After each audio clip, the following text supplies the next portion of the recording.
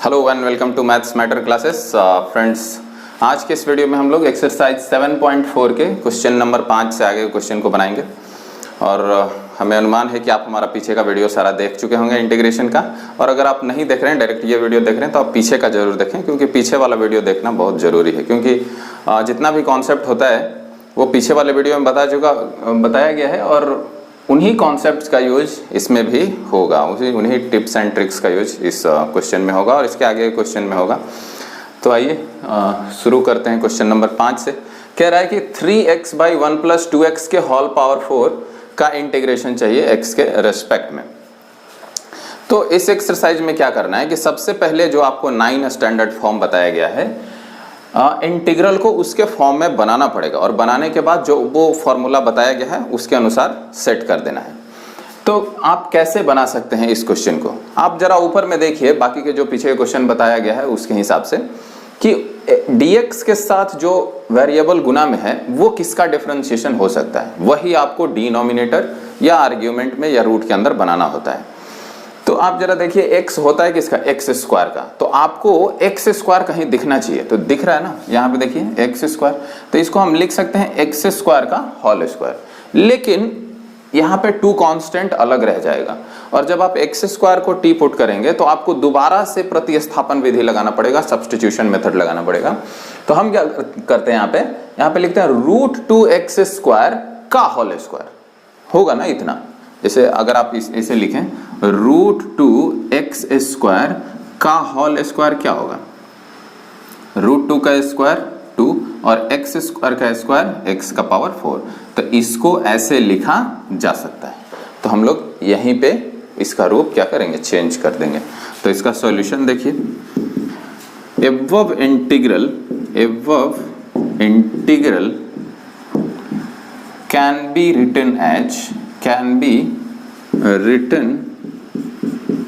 Written as, देखिए कैसे, integral यहाँ पे 3x है, यहाँ dx है, बटा में 1 को 1 प्लस इसको लिख सकते हैं ये, तो लिख देते हैं क्या, √2x स्क्वायर का होल स्क्वायर।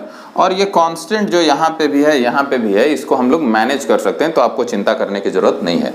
और इसको जरा हम पुट करते हैं t, यहाँ t पुट करने से ये होगा कि ये दिखेगा आपको 1 का स्क्वायर प्लस t का स्क्वायर, और ऊपर में ये कांस्टेंट बाहर हो जाएगा तो ऊपर में dt दिखेगा आपको। और जब ऐसा दिखेगा तो आपको किसी एक स्टैंडर्ड फॉर्म के रूप का दिखेगा और वहां से आप वो फॉर्मूला लगा सकते हैं। इसमें जरा पुट करते हैं √2x स्क्वायर को t, तो put √2x square equal to t, differentiating both side with respect to x। तो इस ये √2 तो बाहर, x स्क्वायर का differentiation 2x dx equal to dt। लेकिन आपके पास है क्या, x dx है ना, तो हम x dx का मान निकाल लेते हैं यहाँ से। तो x dx is equal to क्या हो जाएगा, ये देखिए 2√2 नीचे जाएगा तो 1/2√2 इंटू में dx, और इसको हम मान लेते हैं इंटीग्रल a। और इसी इंटीग्रल में जब हम सब्स्टिट्यूट करेंगे, देखिए सब्स्टिट्यूट करेंगे तो क्या आएगा, ये 3 तो बाहर, तो यहाँ बाहर, और x dx के जगह लिखना है 1/2√2 dx, तो ये 1/2√2 बाहर आएगा तो कुछ इस प्रकार का दिखेगा ना। और यहाँ पे dt है, तो यहाँ पे हो गया क्या, dt बटा में 1 प्लस √2x स्क्वायर के जगह क्या लिख रहे हैं, t लिख रहे हैं, तो यहाँ क्या हो गया, t स्क्वायर, तो यहाँ हो गया t स्क्वायर। अब आप देखिए कि अगर ये कांस्टेंट को हम कुछ देर के लिए ढक दें तो ये दिखेगा आपको कैसा, dt बटा 1 स्क्वायर जोड़ t स्क्वायर, मतलब 1 बटा a square plus x square का फॉर्म है। और वो आप जानते हैं 1 बटा a tan inverse x by a plus c। तो हम लिखेंगे यहाँ से क्या कि विच इज ऑफ फॉर्म, जो कि इस रूप का है, विच इज ऑफ फॉर्म, किस फॉर्म का है, इंटीग्रल ऑफ 1 बटा a square plus x square का इंटीग्रल x के रेस्पेक्ट में होता है क्या, 1/a tan inverse x upon a plus में c। और इसी में जहां a है वहां क्या है, 1 है, और इसी में जहां x है वहां क्या है, t है। तो RHS में भी जहां जहां A है उसके जगह 1 और जहां जहां X है उसके जगह T रख देंगे। तो रख दीजिए, इसको हम मान लेते हैं B। तो B और ये हमारा 3/2√2 कांस्टेंट है तो ये बाहर हो जाएगा, तो 3/2√2 और सिर्फ इतना ही में हमको अप्लाई करना है। तो इसके जगह हम लिख सकते हैं, इसका इंटीग्रल क्या होता है 1/a और a क्या है वो हमारा 1 है, तो 1/1 tan इनवर्स x। तो x के जगह हमारा क्या था t था और बटा में 1 a के जगह और प्लस में c। लेकिन t के फॉर्म में तो आंसर नहीं हो सकता है, उसके जगह आपको क्या लिखना होगा √2x² लिखना होगा। तो 3/2√2 ये 1 हो गया, tan इनवर्स √2x² बटा में 1 है तो नहीं लिखेंगे और प्लस में c और यही क्या हो जाएगा आंसर हो जाएगा। कुछ लोग यहाँ सोच रहे होंगे कि हमने इसको इसके साथ तो गुना किया लेकिन इसको इसके साथ गुना नहीं किया। तो ये आपके ऊपर डिपेंड करता है, आप गुना करें या ना करें। ये कोई कांस्टेंट है और किसी दूसरे कांस्टेंट के साथ भी गुना होके क्या आएगा कांस्टेंट ही आएगा। तो आप यहाँ c न लिख के बड़ी C लिख दीजिए अगर ये छोटी c है तो, या फिर यहाँ पे c न लिख के c' लिख दीजिए या c1 लिख दीजिए, जो भी आप लिखना चाहते हैं वो लिख दीजिए। और लिख सकते हैं क्या कि c' क्या है 3/2√2 इनटू में c है, वो मैटर नहीं करता है। आपका आंसर हो जाएगा 3/2√2 tan इनवर्स √2x² प्लस में c। तो यही हमारा इस क्वेश्चन का आंसर हो गया। क्वेश्चन नंबर 6 कह रहा है कि x² - x के पावर 6 का इंटीग्रल चाहिए x के रेस्पेक्ट में। तो यहाँ भी आप न्यूमरेटर को देखिए कि ये किसका डिफरेंशिएशन हो सकता है। तो ये x³ से रिलेटेड है, कांस्टेंट भी आएगा but that can be managed. तो x³ है, x³ का ये डिफरेंशिएशन हो सकता है। तो आपको नीचे जो डिनोमिनेटर है उसको x³ के फॉर्म में लिखना पड़ेगा। तो इसको क्या लिख सकते हैं x³ का होल स्क्वायर लिख सकते हैं ना। तो इसको लिख सकते हैं हम लोग above integral can be written as देखिए क्या लिखा जा सकता है, ऊपर में है x² dx अपॉन 1 - x³ का होल स्क्वायर लिख दें। लिखने से होगा क्या कि जब आप इसको सब्स्टिट्यूट करेंगे तो यहाँ dt हो जाएगा, यहाँ t² हो जाएगा और ये दिखेगा 1² - t² और ये किसी का फॉर्म होता है।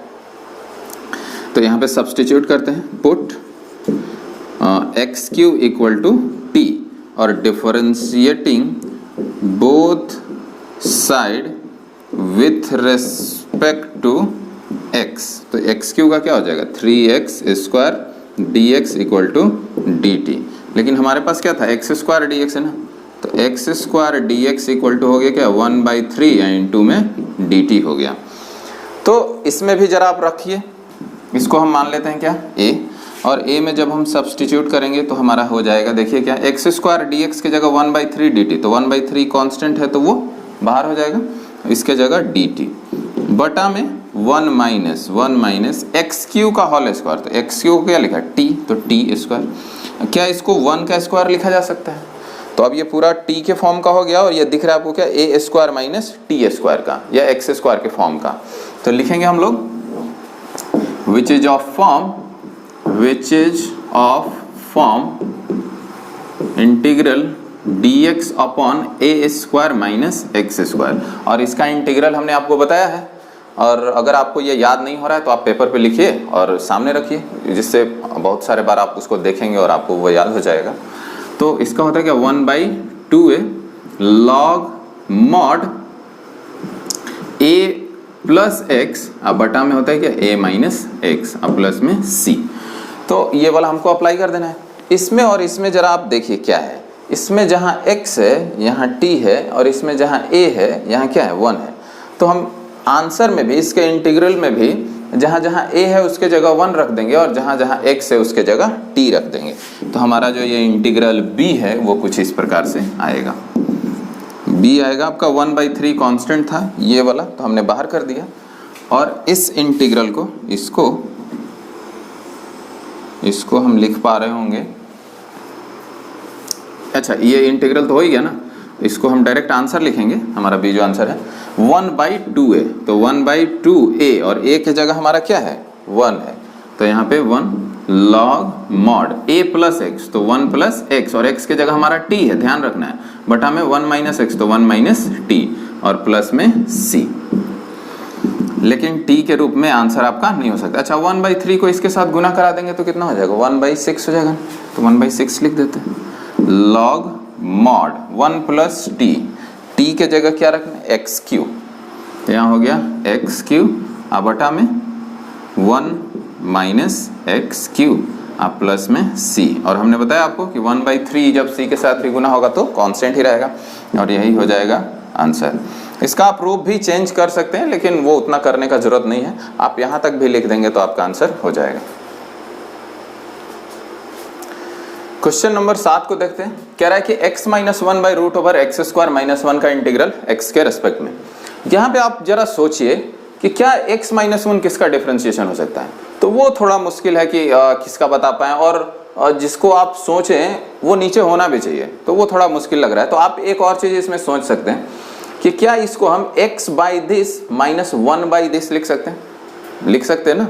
तो जब लिखेंगे देखिए इस प्रकार के फॉर्म का, जैसे a माइनस बी है बटा में c है, तो इसको लिख सकते हैं क्या, a by C minus B by C, ऐसा लिख सकते हैं। तो यहाँ भी हम लिखेंगे x by root over x square minus 1 minus 1 by root over x square minus 1। लिखने से होगा क्या कि जब आप इसके बटा में ये लिखेंगे तो ये आपके स्टैंडर्ड फॉर्म को डिनोट करेगा, और वो आप जानते हैं कि स्टैंडर्ड फॉर्म क्या होता है, 1 बटा root over x square plus ए स्क्वायर या माइनस ए स्क्वायर के लिए भी तो सेम ना, log mod X plus root over this. तो ये स्टैंडर्ड फॉर्म हो जाएगा, और जब e बटा e आएगा तो एक्स स्क्वायर माइनस 1 को जब आप t पुट करेंगे तो x dx को क्या लिख सकते हैं, dt लिख सकते हैं। तो हमको इसमें ये वाला फॉर्म को अप्लाई करना पड़ेगा, और हम इसको लिख सकते हैं कुछ इस प्रकार से, above integral can be written as, देखिए x by root over x square minus 1, अब बीच में माइनस तो यहाँ माइनस, और 1 by root over x square minus 1, ऐसा लिख सकते हैं हम लोग, लिख सकते हैं। अब हम क्या करते हैं कि इसका अलग इंटीग्रल निकालते हैं और इसका अलग इंटीग्रल निकालते हैं, बीच में माइनस है तो निकालते हैं। और अच्छा सबसे पहले हम इसको i मान लेते हैं। i मानने से होगा क्या, let i equal to this, i माने इंटीग्रल, तो ये सब हमारा i इक्वल टू चल रहा है। i मानने से यहाँ पे कुछ फायदा हो रहा है, इसीलिए हम मान रहे हैं, देखेंगे आप बाद में। इसको अलग इंटीग्रेट करते हैं तो हो जाएगा क्या, x by root over x square minus 1 का इंटीग्रल x के रेस्पेक्ट में, minus integration this upon this का दिस के रेस्पेक्ट में, तो 1 बाई एक्स स्क्वायर माइनस 1। अब हमारे पास दो इंटीग्रल हो गया, ये किसी स्टैंडर्ड फॉर्म पे दिख रहा है, ये नहीं दिख रहा है, इसको हम दिखाने का कोशिश करेंगे, इसका तो आंसर डायरेक्ट लिख सकते हैं। इस इंटीग्रल को हम मान लेते हैं a, इसको मान लेते हैं b। a को अलग सॉल्व कर लेंगे, b को अलग सॉल्व कर लेंगे, और यहाँ पे पुट कर देंगे तो i का मान क्या हो जाएगा, निकल जाएगा, इसलिए हमने इसको i माना हुआ था। तो सबसे पहले हम क्या करते हैं कि a को निकाल लेते हैं। a इंटीग्रल को हम लोग कुछ क्या लिख सकते हैं, अच्छा आप देखिए कि एक्स स्क्वायर माइनस 1 को जैसे ही आप t पुट करेंगे तो dt लिखने का संभावना है, तो हम पुट करते हैं x square minus 1 equal to t, differentiating both side with respect to x, हो जाएगा 2x dx equal to dt। x dx ना आपके पास है तो x dx का मान निकालिए, तो x dx इक्वल टू हो जाएगा क्या, 1/2 1/2 में dt हो जाएगा। तब आप a इंटीग्रल को कुछ इस प्रकार से लिख सकते हैं। a इंटीग्रल आपका लिखाएगा, देखिए कैसे, x dx के जगह 1/2 dt, 1/2 चूंकि कांस्टेंट है तो बाहर, और यहाँ पे dt बटा रूट ओवर दिस, और दिस को हमने माना है t, तो हो गया रूट ओवर t, और इसका इंटीग्रेशन तो निकाल ही सकते हैं, तो निकाल देते हैं। रूट t को हम लिख सकते हैं क्या, 1/2, और t का पावर -1/2 ऊपर में t के रेस्पेक्ट में, और ये x के पावर n का है, तो हो जाएगा t का पावर -1/2 प्लस 1 बटा में -1/2 प्लस 1, और प्लस में c। अब चूंकि हमारे पास दो इंटीग्रल है तो इसको c1 कह देते हैं या सी डैश कह देते हैं, और इसके लिए जो हमारा कांस्टेंट आएगा उसको हम C2 कह देंगे या सी डबल डैश कह देंगे। अब देखिए एक में से आधा गया तो आधा, और आधा खत्म, तो ये और ये समाप्त हो जाएगा। यहाँ पे देखिए एक में से आधा गया तो आधा, और t के पावर में आधा है उसको आप लिख सकते हैं क्या, √t प्लस में c डैश। तो हमारा a इंटीग्रल हो गया, और t के जगह हम लिख देंगे क्या, x² - 1, तो यहाँ पे हो गया x² - 1 प्लस में c डैश, और ये हमारा क्या आया, a आया है। a इंटीग्रल को हल करने के बाद लाए हैं तो आया है आपका। अब हमको इसको देखना है, ये जो b है, ये b इज ऑफ फॉर्म किस रूप का है, देखिए जरा, 1/√a² के फॉर्म का है, स्टैंडर्ड फॉर्म का है। देखिए आप इसमें इसी में जहाँ x है, अच्छा ये पूरा तो फॉर्म उसी फॉर्म का ही है, इसमें जहाँ x है यहाँ पे x है, इसमें जहाँ a है यहाँ पे क्या 1 है, तो इसका आंसर क्या होता है, 1 नहीं होता है इसमें, तो क्या log mod x प्लस यही वाला, तो यही वाला मतलब √x² - a² प्लस में c। तो अब रख देंगे ना, इसी में जहाँ x था तो x ही रहेगा, और a के जगह क्या रह जाएगा, 1 रह जाएगा। तो हमारा ये जो b इंटीग्रल है, b कुछ इस प्रकार से हो जाएगा, देखिए direct answer, log mod x के जगह x ही था, a के जगह 1 था, तो x प्लस √x² - 1² को क्या लिख सकते हैं, 1 ही लिख सकते हैं, प्लस में c। अब इसको हमने c डैश माना था तो इसको c डबल डैश मान लेते हैं। अब हमारे पास a का भी इंटीग्रल निकल गया और b का भी इंटीग्रल निकल गया, इसमें रख देंगे तो हमारा i निकल जाएगा। तो इसीलिए i = a का इंटीग्रल क्या है, √x² - 1 प्लस c डैश, और माइनस बीच में तो माइनस b का इंटीग्रल हमारा आया ये log mod x plus √x² - 1 और प्लस में c डबल डैश। अब क्या होगा कि दिस माइनस दिस तो हो जाएगा, लेकिन यहाँ पे क्या है, c डैश, ये c dash minus c double dash हो जाएगा। तो कांस्टेंट में से कोई दूसरे कांस्टेंट को घटाएंगे तो कांस्टेंट ही मिलेगा, 5 में से 4 घटाएंगे तो 1, वो भी तो कांस्टेंट ही है ना। तो इन दोनों के लिए हम एक अलग सा कांस्टेंट लिख देंगे, और ये वेरिएबल जस्ट का 10, this minus this, log mod x plus √x² - 1 plus में c, जहाँ c क्या है, c dash minus c double dash. तो यही हो जाएगा इस क्वेश्चन का आंसर। आप स्क्रीनशॉट लीजिए या फिर कॉपी पे नोट डाउन कीजिए वीडियो को पॉज करके। अगर कहीं पे दिक्कत हो रहा है तो आप वीडियो को रिपीट करके देखिए। लगभग हमने सारे पॉइंट को यहाँ पे बताया कहाँ पे क्या हुआ। क्वेश्चन नंबर 8 को देखिए। 8 में कह रहा है कि x² by √x⁻6 plus a⁻6 का इंटीग्रल चाहिए x के रेस्पेक्ट में। यहाँ आपको भी पीछे के क्वेश्चन के जैसा स्टैंडर्ड फॉर्म में इसको लिखना पड़ेगा। लिखने के लिए आपको देखना है क्या, सब्स्टिट्यूशन मेथड का केस है। x² किसका डिफरेंशिएशन हो सकता है, x³ का। ढूंढेंगे हम नीचे कि x³ कहाँ है, तो x³ यही तो है। इसको लिख सकते हैं ना, x³ का होल स्क्वायर, तो लिख देते हैं। लिखने से होगा क्या कि आप स्टैंडर्ड फॉर्म में इसको देख पा रहे होंगे। Let's see, put x³ equal to, या फिर पुट करने से पहले हम आपको दिखा देते हैं कि वो रूप कौन सा, कैसे लिख सकते हैं हम इसको। तो लिखते हैं क्या, above integral can be written as, देखिए x² dx अपॉन, इसको लिख सकते हैं हम लोग x³ का होल स्क्वायर। कोई दिक्कत नहीं होना चाहिए क्योंकि ये 3 दूना होता है 6 ना, 3 2 6, कोई दिक्कत नहीं। अब हम यहाँ पे सब्स्टिट्यूट करेंगे कि put x³ equal to t, differentiating both side with respect to x। तो 3x³ का क्या होगा, 3x² dx equal to dt। यहाँ तो आपके पास x² dx है, तो x² dx इक्वल टू क्या हो जाएगा, 1/3। ये 3 उधर गया तो इनटू में dt हो जाएगा। ए में सब्स्टिट्यूट करते हैं। तो ए में सब्स्टिट्यूट करेंगे तो आप जरा देखिए क्या हो जाएगा।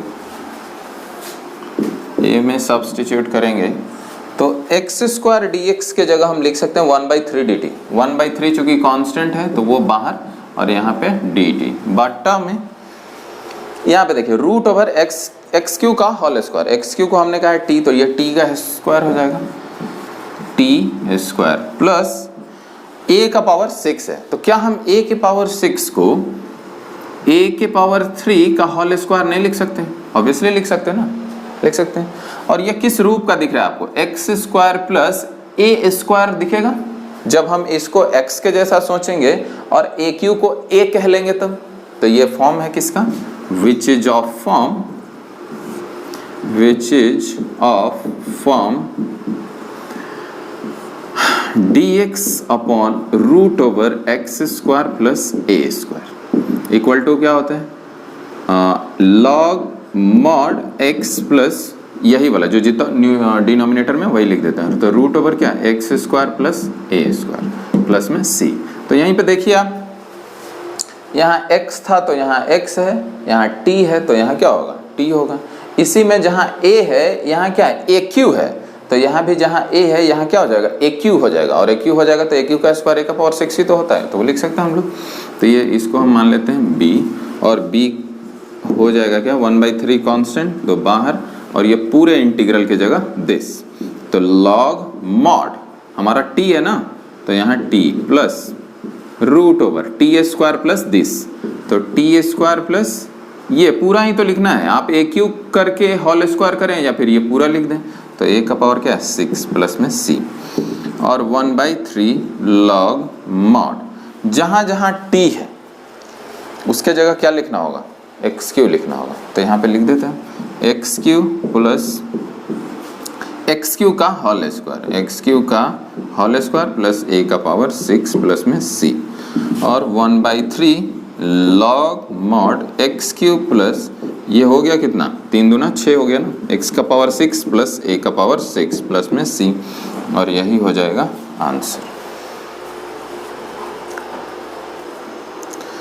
आइए अब क्वेश्चन नंबर 9 को देखते हैं। 9 में कह रहा है कि sec square by root over tan square x plus 4 का इंटीग्रेशन चाहिए x के रिस्पेक्ट में।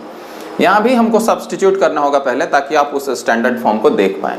तो ये सेक स्क्वायर एक्स किसका डिफरेंशिएशन होता है? tan x का। तो आपको सबसे पहले क्या करना होगा? tan x को t पुट करना होगा, और t पुट करने से आप वो स्टैंडर्ड फॉर्म देख पा रहे होंगे।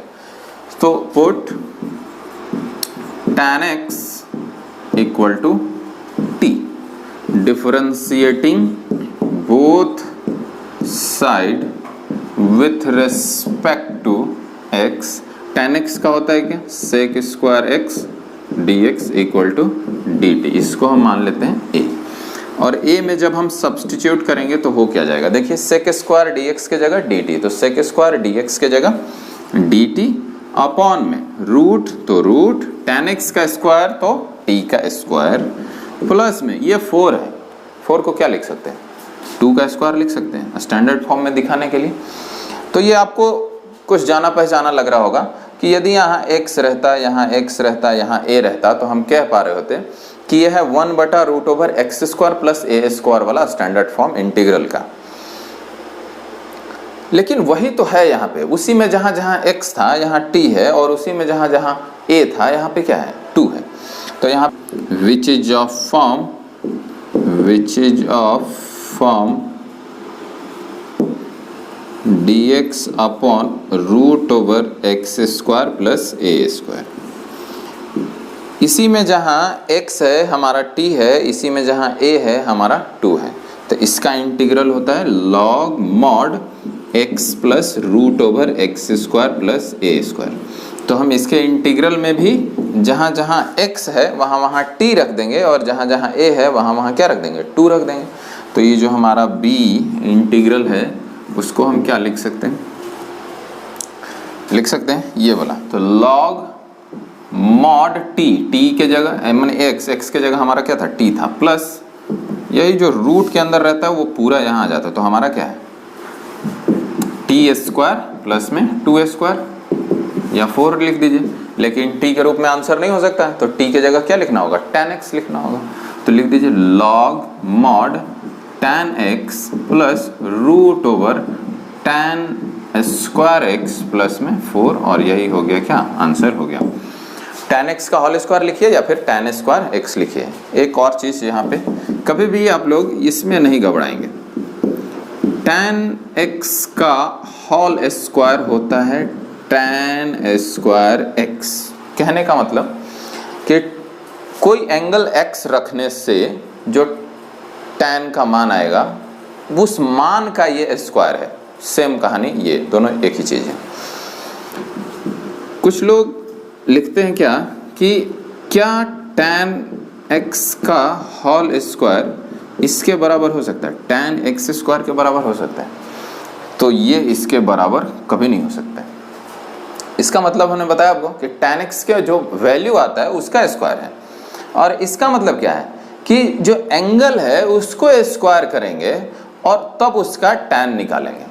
तो दोनों अलग अलग हो सकता है ना, और ऑब्वियसली होगा ही होगा। तो आपको ध्यान देना है, tan x का होल स्क्वायर का मतलब tan स्क्वायर x, और tan x का जो होल स्क्वायर है कभी भी tan x स्क्वायर के बराबर नहीं होगा। तो ये हमारा क्वेश्चन नंबर 9 का ये वाला हो गया आंसर। तो फ्रेंड्स, इस वीडियो में इतना ही, मिलेंगे अगले वीडियो में आगे के क्वेश्चन के साथ। तब तक वीडियो को देखिए, लाइक कीजिए, शेयर कीजिए और सब्सक्राइब कीजिए।